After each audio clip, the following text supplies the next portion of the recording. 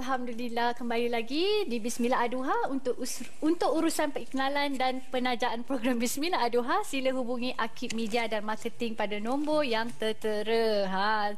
Masih lagi bersama Bismillah Aduha, tapi sekarang dah tukar tadi Amin, sekarang Yana, dan kita tetamu masih sama lagi dengan Ustaz Mio Muhammad Hazwan bin Abdul Rani selaku pengurus wakaf, dan juga Puan Farah Heli binti Adnan selaku pengurus kewangan kanan. Apa khabar? Baik. Saya tanya sebab saya baru jumpa.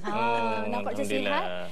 Datang dari Johor tadi kan? Yes. Semalam lagi sampai sini. Semalam. Alhamdulillah. Ni sebab kita nak wawarkan pasal tabung wakaf rakyat Johor lah. Jadi kita nak sambung lah pasal kita nak tahu pasal konsep wakaf yang dijalankan oleh Perbadanan Islam Johor sebenarnya. Okey. Untuk di Perbadanan Islam Johor, kita tabung wakaf rakyat Johor ini kita menjalankan konsep wakaf tunai. Wakaf tunai. Yang mana sebelum ni kita akan tahu setiap kali orang nak berwakaf je, orang wakaf kubur, tanah? Masjid, tanah dan sebagainya lah.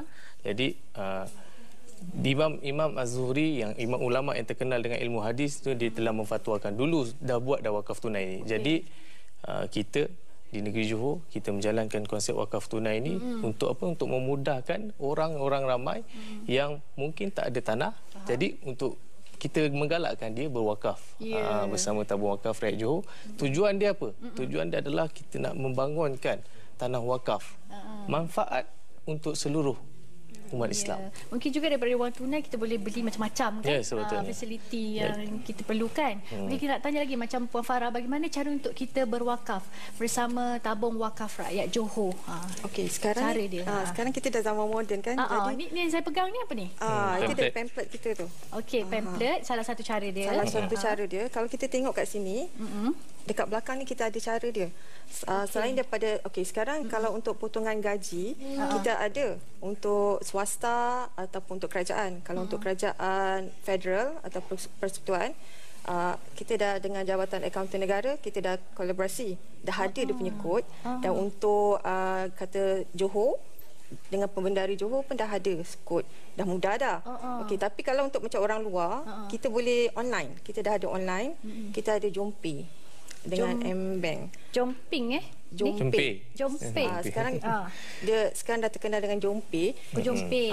Jompe ni senang. Dia kita pakai online je, online banking. Okey. Jompe ni pakai online, maksudnya kita boleh download Google macam mana dia punya apps? Pergi dekat kita punya website. Nanti akan ada portal untuk wakaf. Dekat situ nanti akan ada instruction dia, semua ada kat situ. Di website www.pij.gov.my. Okey. So kita nak tahu lah Puan Farah, adakah cara berwakaf ke tabung wakaf ni untuk rakyat Johor hanya untuk orang Johor saja? Sebab tajuk dia wakaf Johor kan, rakyat Johor kan. Tak ada. Sebab wakaf ni sebenarnya terbuka. Jadi siapa-siapa pun boleh berwakaf dengan kita. Sama ada orang tu kat luar negara pun boleh. Sebab tu kita sekarang tengah masih bekerjasama dengan bank untuk buat online. Jadi orang yang kat luar negara, kalau kata orang Singapura ke nak berwakaf dengan kita pun boleh. Cuma aset wakaf tu akan berada di Johor lah. Okey.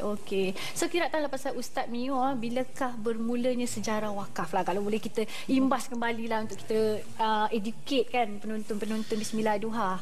Okey. Kalau ikut sejarah wakaf ni daripada zaman Rasulullah sallallahu alaihi wasallam, dia orang pertama yang berwakafkan Masjid Quba. Lepas tu Masjid Nabawi.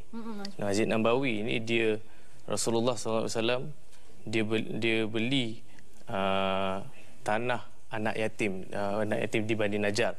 Jadi tanah tu dibeli dengan 800 dirham, kemudian dia mewakafkan Masjid Nabawi tu di atas tanah itu.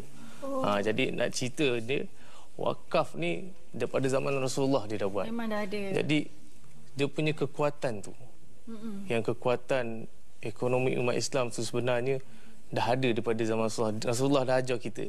Jadi sebenarnya kita yang dari zaman sekarang ni yang kita kena mempertingkatkan. Sekarang ni pelbagai wakaf yang dah dibuat oleh pihak-pihak kerajaan. Tujuan dia adalah untuk menaikkan ekonomi umat Islam dan tanah-tanah wakaf yang ada. Jadi kita di Johor kita ada saham wakaf. Kita ada saham wakaf pun ada. Saham wakaf Lakin Central pun ada. Kita ada tabung wakaf rakyat Johor. Tiga-tiga ni tujuan dia adalah bukan untuk bersaing. Adalah untuk membangunkan tanah-tanah wakaf yang ada kat dalam negeri Johor dan menghidupkan kembali kehebatan wakaf tu. Okeylah, kita nak tahulah pasal kata-kata terakhir Puan Farah atau Ustaz Mio sekali lah pada penonton Bismillah Ad-Duha mengenai tabung wakaf rakyat Johor. Okey, bagi saya daripada Perbadan Islam Johor yang menguruskan tabung wakaf rakyat Johor ni, saya menyerulah kepada semua rakyat ataupun orang ramai untuk berwakaf dengan kita demi keberkatan hidup kita lah. Juga untuk membantu ekonomi. Wakaf ni sebenarnya boleh membangunkan ekonomi negara kita sebenarnya. InsyaAllah. InsyaAllah. Ustaz boleh panjang lebar sikit ke? Dia macam tu lah juga. Sebenarnya wakaf ni satu ekonomi umat Islam yang mana dia ni, maknanya kita ni tidaklah hanya bergantung pada kerajaan saja. Kalau nak bergantung pada kerajaan saja, penatlah kan. Faham. Jadi dia ni satu kemajuan ekonomi yang kita sendiri boleh bangunkan, membantunya. Yang dana tu kita minta daripada seluruh umat Islam. Dia bukan umat Islam je. Dalam fiqh Syafi'i, mazhab Syafi'i, dia dah mengatakan diharuskan bagi orang yang bukan Islam pun boleh berwakaf. Boleh juga sebenarnya. Yes. Okey, maksudnya bagi yang bukan beragama Islam boleh mewakafkan juga. Kita boleh ambil contoh di negara seperti negara Turki, negara Mesir. Turki ni dia dah maju seperti dia dah ada bank wakaf, hospital wakaf dan hotel wakaf, macam-macam dia.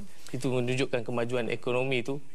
Dengan wakaf tu sebenarnya secara berjemaah kita akan lagi maju sebenarnya. Kuat. Baiklah. Terima kasih Ustaz Mio dan juga Puan Farah ya kerana sudi berkongsi dengan kita pasal tabung wakaf rakyat Johor. Saya berdoa supaya kita ada bank wakaf sendiri yang besar insya-Allah untuk rakyat Johor atau seluruh Malaysia.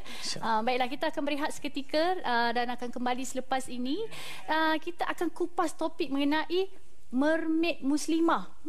Saya tak tahu muslimah mermaid tu ada. Okeylah, tak apalah, kita tengoklah apa jadi nanti. Baiklah, teruskan bersama Bismillah Ad-Duha. Ini Jauhar dan anaknya Ashraf. Jauhar telah mewakafkan harta demi anak kecilnya yang akan menjadi aset penting untuk masa hadapan ummah. Apabila dewasa, Ashraf pula mewakafkan hartanya untuk pendidikan bagi anak muda yang akan menyumbang kepada bangsa.